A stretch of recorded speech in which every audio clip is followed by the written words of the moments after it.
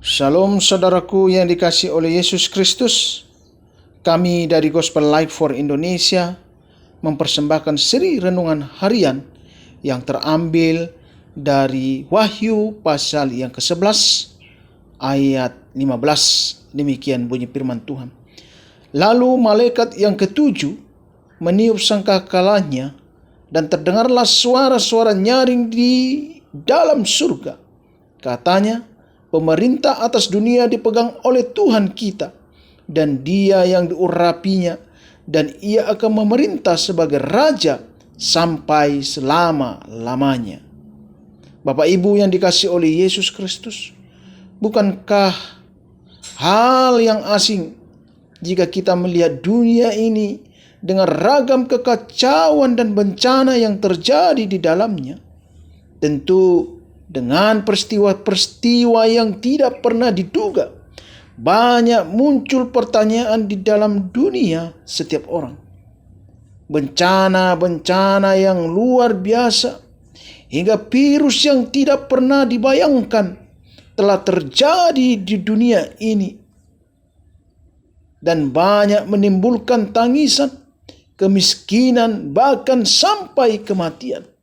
Saudaraku yang dikasihi oleh Yesus Kristus, tentu akan banyak kekhawatiran yang muncul di dalam diri kita. Bahkan tidak sedikit manusia menjadi lupa siapa yang menjadi kekuatannya, siapakah pertolongan di dalam hidup kita.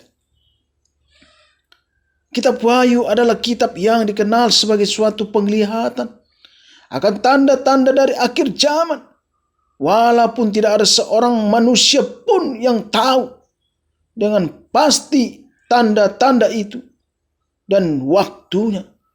Saudaraku yang dikasihi oleh Yesus Kristus, sangkakala yang ketujuh dilihat oleh Yohanes mengarahkan kepada pribadi yang maha kuasa, yang memerintah mutlak terhadap dunia ini, yaitu Tuhan Yesus Kristus. Juga penglihatan terbukanya bait suci Allah dari surga, dan di dalamnya terlihat tabut perjanjian Allah. Hal tersebut menjadi tanda kehadiran Allah di dalam kehidupan umatnya, sekaligus menjadi tanda kesetiaan Allah pada umatnya di dalam kondisi menderita sekalipun. Saudaraku yang dikasihi oleh Yesus Kristus, tentunya hal tersebut menjadi penghiburan serta penguatan iman orang-orang Kristen yang mengalami penderitaan di kekaisaran Romawi pada saat itu. Saudaraku yang dikasihi oleh Yesus Kristus, dimanapun Anda berada pada saat ini, ada begitu banyak penderitaan yang dihadapi dalam hidup ini. Terlebih tentang iman yang kita miliki, dengan berbagai peristiwa yang terjadi pada kita. Sehingga saat ini, ingatlah, Tuhan menyertai kita dan selalu hadir di dalam hidup kita.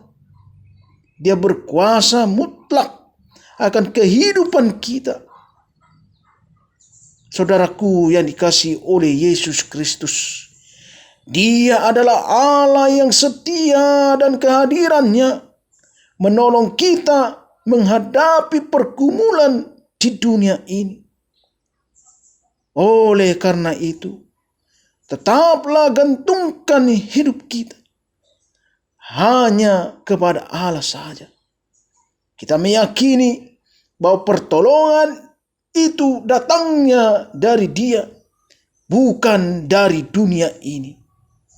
Saudaraku yang dikasihi oleh Yesus Kristus, seperti firman Tuhan katakan,